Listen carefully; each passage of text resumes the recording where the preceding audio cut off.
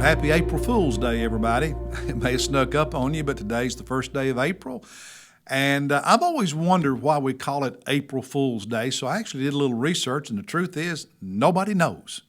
No one knows how it got started. There's all these different theories, but the truth is, no one knows. So just want to give you a heads up. Be careful out there because people like to play pranks and jokes, and so forewarned.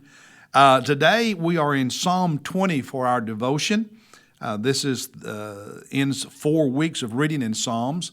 Monday we'll start in the Gospel of Luke. Once we finish Luke, we'll return in mid-May to Psalms for 3 more weeks.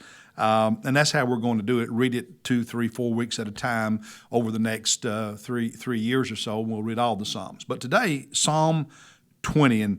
If you've read it already, you may have noticed this one is different than the previous ones we read. In the earlier Psalms, David is speaking, writing in first person. So he talks about I or my enemies, first person. In this one, it's not David who is speaking, even though David is the author of it. It is the congregation. It is the people of the nation of Israel, if you will, singing a prayer to God on David's behalf. And so you see in this psalm, we and our, and you referring to David, the we and our referring to the people, the you referring to David. So, for example, look at verse 5 of chapter 20. He says, we will sing for joy over your victory. The people are saying, David, we will sing for joy. We will celebrate your victory as our king, your victory. And in the name of our God, we. So it's the people. That's what makes this one a little bit different than the others. And verse 1, part of the psalm that they sing as a prayer to God is, may the Lord answer you. David, may God answer you in the day of trouble, and may the name of the God of Jacob set you, David, you securely on high. So it's just one of the unique things about Psalm 20 that I wanted to point out to us today.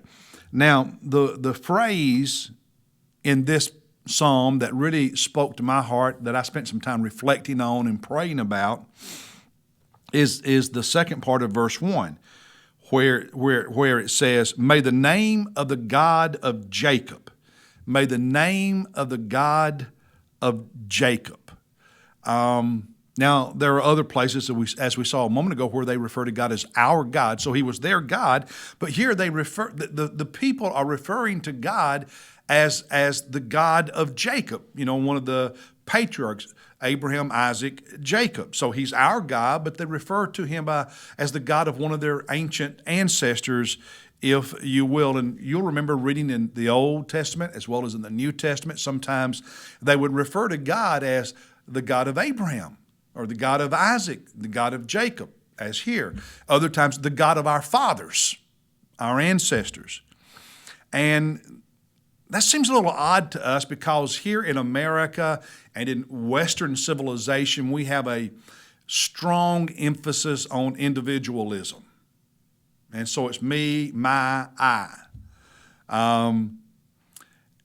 In Scripture, in biblical culture, as well as in the Eastern culture, the Middle Eastern culture, there is individualism, but it's balanced by a sense of being part of a group, a body, a corporate nature, a corporate sense. Us, we, the culture. You see this today, and when you think about some of the things in Japan or Korea, some of the other nations, even in China, where there's a family, there's an us, there's a corporate culture that balance, and in some of those nations it goes to an extreme, like here in America, the individualism goes to extreme. In Scripture, there's this real balance, and as I reflected on that, I don't often think about God as being the God of my ancestors. He's my God. He's our God. Here at church, us together, he's our God. He's my God. But reflecting on him being the God of Jacob, the God of Abraham, the God of Moses, the God of Isaiah, the God of Jeremiah, it helps me remember in a beautiful and powerful, meaningful way that the God of today, the God of right now, is the same God who was the God of then, of the past. And that the God who is my God is the same one who was Elijah's God, Hosea's God, Noah's God. And there's something wonderful about that. As a student of history, I think about great men and women of God from the past. And the God of those men, those women, He's my God. I don't have a lot of family ancestors I can reflect on like that because my story, and some of you have a similar story, not much of a Christian background. I'm hoping to change that, and that maybe in the future my grandchildren, great-grandchildren will reflect on, our granddad, our grandfather, his God, my God. It just blesses me to realize I'm not in this alone, and that I am part of this beautiful story that God is writing in history. And that He's the God of Jacob. He's my God. He's not just my God, not just our God. He's my God, but He's the God of all these great men and women of God in the past. And when I reflect on that, I begin to realize the majesty of God in a way that is missing when I don't think of Him like that. I begin to understand that God is more than, and He's greater than I've ever imagined when all I think about is myself and my life. That He's the God of eternity. He's the God of eternity. He's the God of history. He's the God of everyone who loves Him. And I love that God. And I am blessed to know He's more than my God. God bless you. I'll see you Sunday in church. And then Monday with another devotion, Luke chapter 1. Have a great weekend, everybody.